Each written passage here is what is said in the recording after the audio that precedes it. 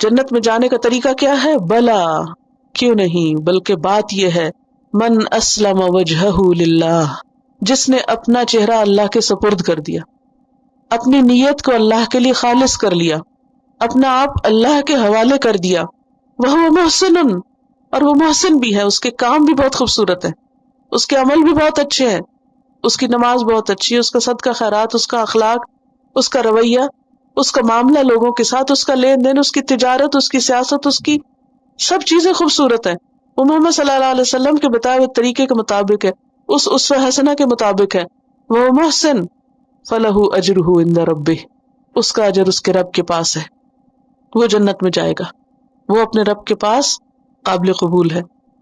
ولا خوف علیہم ولا هم يحزنون، اور نہ ان پر کوئی خوف ہوگا اور نہ ہی وہ کبھی غمگین ہوں گے۔ کون غم اور خوف سے پاک ہے؟ جو اپنے کام کو اللہ کے لیے خالص کر لے اور جو اپنے طریقوں میں، اپنی عملی زندگی میں سنت کی پیروی کرے۔ یاد رکھیے کہ سنت کی پیروی جو ہے وہ صرف کسی زبانی کلامی باتوں کا نام نہیں ہے۔ سنت کی پیروی اس وقت ہوتی ہے جب ہم اس کی کچھ حدود کا خیال رکھتے ہیں۔ کسی بھی کام کو کرنے کے لیے ہمیں یہ دیکھنا ہوگا کہ نبی صلی اللہ علیہ وسلم نے کس طرح کیا، کہا کیا۔ مثلاً اگر آپ نے قربانی کے لیے گائے یا بکرا ذبح کرنے کے لیے کہا ہے تو سنت کی پیروی اسی میں ہے کہ گائے یا بکرا وغیرہ ہی ذبح کیا جائے۔ اگر کوئی شخص کہ نہیں میں تو گھوڑا ذبح کروں گا کیونکہ گھوڑا زیادہ قیمتی ہے، زیادہ ثواب ملے گا، تو وہ محسن نہیں ہے۔ کیوں؟ گھوڑے کی کتنی شان ہوتی ہے نا، کتنا گرینڈ قسم کا اینیمل۔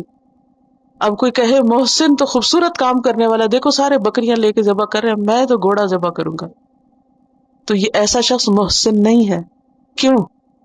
کیونکہ اس نے سنت کی پیروی نہیں کی، اس نے وہ نہیں کیا جو کہا گیا، جو آپ نے کیا۔ پھر اسی طرح یہ ہے کہ اسی مقدار میں کی جائے وہ چیز جو نبی صلی اللہ علیہ وسلم نے کی۔ اگر آپ نے ظہر کی نماز 4 رکعتیں پڑھی ہے فرض، تو کوئی کہے نہیں میں تو 5 پڑھوں گا کیونکہ 5 زیادہ ہے، تو اس کی نماز خوبصورت نہیں۔ کیوں؟ خواہ وہ زیادہ ہے، زیادہ ویٹ گین کرنے سے کوئی خوبصورت تھوڑی ہو جاتا ہے۔ تو اسی طرح نماز کی رکعتیں 4 سے 6 کرنے سے وہ نماز خوبصورت نہیں ہوتی۔ کس میں خوبصورتی؟ جتنا کیا اتنے، بس وہاں رک جاؤ۔ پھر یہ ہے کہ اس وقت میں کام کرنا جس میں کرنے کے لیے کہا گیا ہے، وہ اس کام کو خوبصورت بناتا ہے۔ کہتے ہیں نا ویلے دی نماز تے کویلے دیاں ٹکراں، یہ پنجابی کا ایک محاورہ ہے۔ ویلے دی نماز کا کیا مطلب ہے؟ کہ وہ نماز خوبصورت ہے جو ٹائم کے اندر پڑھی جائے، اور کویلے کا کیا مطلب ہے؟ ٹائم گزرنے کے بعد وہ کیا ہے؟ بس ٹکرے ہیں آپ، بس سجدے کر رہے ہیں قضا کر کے۔ تو خوبصورت کیا ہے؟ وقت کے اندر کی نماز۔ 9 ذی الحج کو عرفہ میں قیام کرنا۔ آپ یہ کہیں کہ جی 10 کو بالکل خالی اگر میں بہت یکسوئی سے وہاں جا کے ساری عبادت کروں گی تو وہ قبول نہیں۔ مقدار کی پابندی، وقت کی پابندی، چیز کی جو کائنڈ ہے اس کی پابندی، پھر یہ کہ جگہ کی پابندی۔ مثلا جگہ کی پابندی میں اگر کوئی شخص کہے کہ میں مسجد کے علاوہ کہیں اور اعتکاف کر رہا ہوں، مثلا کوئی کہے میں جنگل میں جا کے اعتکاف کرتا ہوں کیونکہ وہاں کوئی نہیں ہوگا تو میں زیادہ عبادت کروں، تو اعتکاف قابل قبول نہیں، کیونکہ قرآن مجید میں آتا ہے وَأَنْتُمْ عَاكِفُونَ فِي الْمَسَاجِدِ، خاص طور پہ مردوں کے لیے کیا حکم ہے؟ اعتکاف کہاں ہوتا ہے؟ مسجد میں ہوتا ہے۔ اب اگر کہے نہیں میں تو سی این ٹاور پہ جا کے بیٹھوں گا کیونکہ وہ بہت خوبصورت ہے، بہت اونچا، بہت گرینڈ ہے، تو قابل قبول نہیں۔ اسی طرح یہ ہے کہ کیفیت، طریقہ۔ خوبصورت نماز میں کیا ہے کہ جیسے رکوع کیسے ہو؟ اسٹریٹ جھکے ہوئے ہوں آپ، یعنی کہ پراپر جھکے ہوئے ہوں۔ اگر کوئی کم جھکا ہوا ہے تو وہ بھی نماز خوبصورت نہیں، اور اگر کوئی بہت زیادہ جھکے تو وہ بھی خوبصورت نہیں۔ بعض لوگ آپ دیکھیں نا کہ رکوع کرتے ہیں تو وہ سر کو اتنا جھکا دیتے ہیں جیسے وہ مڑے ہی چلے جا رہے ہوں، یہ بھی خوبصورت نہیں۔ اور بعض لوگ تو پورا جھکتے ہی نہیں، ڈر لگتا ہے شاید ان کو کہ کمر نہ ٹیڑھی ہو جائے، حالانکہ کمر کی بیسٹ ایکسرسائز ہے پراپر رکوع۔ اور پراپر رکوع کیا ہے کہ جب آپ جھکے تو اس طرح بالکل سیدھی ہو کمر اور سر بھی برابر ہو، یہ خوبصورتی ہے نماز کی۔ اسی طرح سجدہ ایسے کرنا جیسے نبی صلی اللہ علیہ وسلم نے کیا، مثلا بازو پھیلانے سے منع کیا گیا کہ کتے کی طرح بازو نہ پھیلاؤ، اور اگر کوئی ایسے پھیلاتا ہے تو خوبصورت نہیں رہے گا سجدہ۔ تو بہترین سجدہ کیا ہے؟ یعنی کونیاں اٹھا کے ہاتھوں پہ سجدہ کرو۔ تو اگر اس طریقے پہ نہیں کیا تو خوبصورت نہیں ہے، محسن نہیں ہے آپ، ٹھیک ہے؟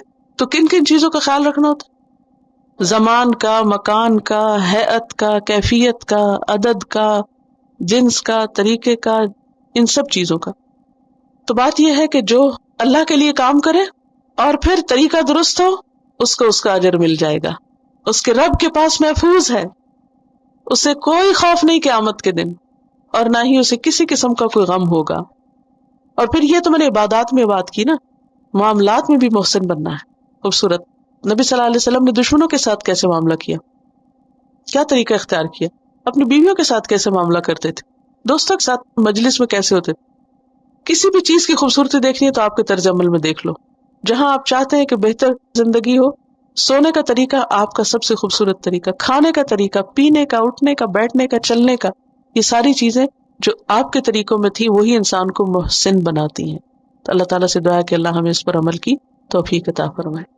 بلى من أسلم وجهه لله وهو محسن فله أجره عند ربه ولا خوف عليهم ولا هم يحزنون